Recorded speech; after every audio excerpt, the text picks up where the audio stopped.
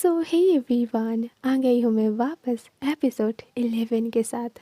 तो आखिर में यू सोलंग इस बात को एक्सेप्ट कर लेता है कि वो हार गया है और फैन जाओ जीत गया है। वापस आते टाइम वो फैन से ये भी कहता है कि वो उसे बचा नहीं सकता क्योंकि वो खुद ही खुद को सेव नहीं कर पा रहा है।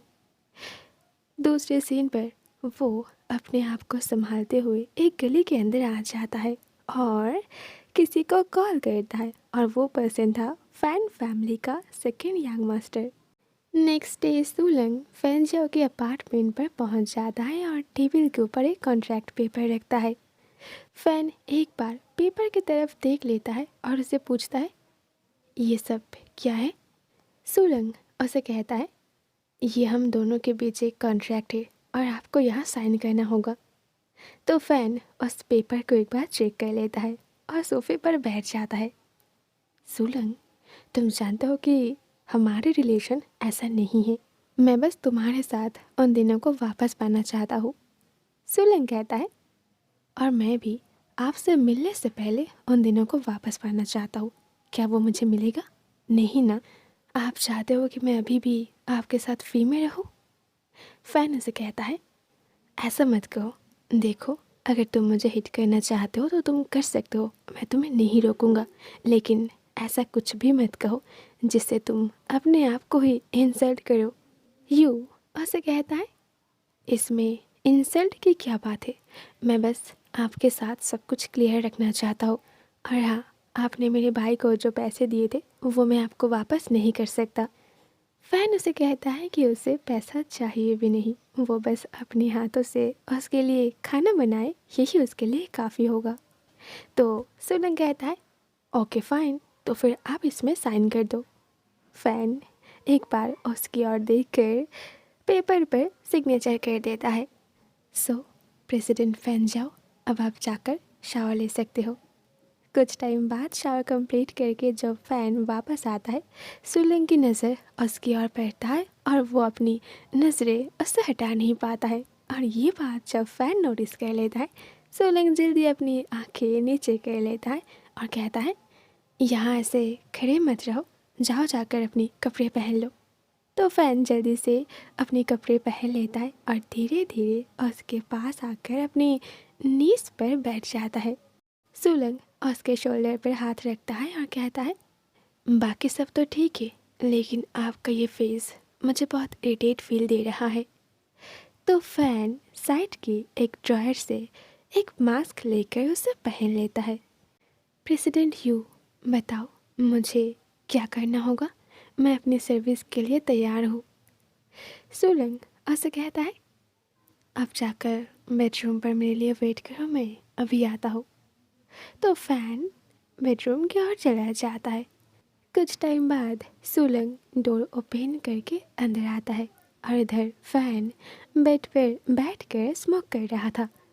सुलंग को अंदर आते हुए देखकर वो उसे पूछता है, क्या मैं इस मास्क को पहन कर रखूँ या फिर इसे उतार दूँ? सुलंग उसे कहता है कि आपकी जो भी मर्जी है आप कर सकते हो। ये कहने के बाद वो धीरे धीरे जैसे ही बेड पर आके बैठ जाता है, फैन एकदम से उसके टॉप पर आ जाता है और उसके नेक पर धीरे धीरे किस करने लगता है। बट कुछ टाइम बाद जब वो उसकी फेस की ओर देखता है, वो नोटिस करता है कि सुलंग का फेस काफ़ी सैड है। तो वो उसे पूछता है, क्या प्रॉब्लम है? सुलंग उसे कहता है, मैं आपके ऊपर कोई भी इंटरेस्ट नहीं दिखा पा रहा हूँ और वैसे भी मुझे बहुत टायर्ड फील हो रहा है, तो आज के लिए इतना ही। ये कहने के बाद वो उसे हटाकर जब बेड से नीचे जाने ही वाला था, फैन उसके हैंड को होल्ड कर लेता है और उसे खींचकर बेड पर पुश करता है। तुम मुझसे नाराज़ होकर ऐसे नहीं जा सकते। मैं कुछ ऐसा करता हूँ ताकि तुम्हारा मूड ठीक हो जाए। दिन वो उसके गालों को होल्ड करता है और लिप पर बहुत प्यार से किस करने लगता है, लेकिन सुलंग को कोई भी फील नहीं हो रहा था। इतने दिनों से वो जिस पर्सन को इतना लव करता था, जिससे उसने अपना सब कुछ दिया, और आज उसी पर्सन के साथ अगेन वही सब कुछ हो रहा है, पर पता नहीं क्यों सब कुछ पहले जैसा नहीं रहा। फैन उसे टाइटली हग कर लेता है ताकि वो यहाँ से भाग ना सके। तो सुलंग को किस करते हुए फैन काफ़ी ज़्यादा एक्साइटेड हो जाता है, लेकिन कुछ टाइम बाद उसे थोड़ा अजीब फील होने लगता है और उसे डर लगने लगता है। इतने दिनों से वो तो यही चाहता था कि सोलंग उसके पास वापस चला आए, तो आज फाइनली जब वो ड्रीम कंप्लीट हो गया है, उसके मन में ये बेचैनी क्यों हो रहा है, उसे इतना डर क्यों लग रहा है। फिर वो धीरे धीरे सोलंग की आंखों में देखता है, तो सोलंग भी उसकी ओर देखते हुए उससे पूछता है, आप रुक क्यों गए? क्या मैंने आपको रुकने के लिए कहा? तो फैन अगेन उसे किस करना स्टार्ट कर देता है और जिस वजह से सोलंग की आंखों से आंसू आ जाता है। वो फैन जाओ के अपार्टमेंट पर आ तो गया है, लेकिन मिडनाइट पर वो गेस्ट रूम पर चला जाता है। स्टार्टिंग में तो फैन उसे हमेशा रोकता था, उसे जाने के लिए मना करता था, या तो वो खुद भी सोलंग के साथ गेस्ट रूम पर चला जाता था। लेकिन सुबह होने की कुछ पहले जब उसका नींद टूटा था, वो हमेशा नोटिस करता था कि सोलंग बेड पर नहीं होता है। वो रेलिंग पर खड़े होकर स्मोक करता था।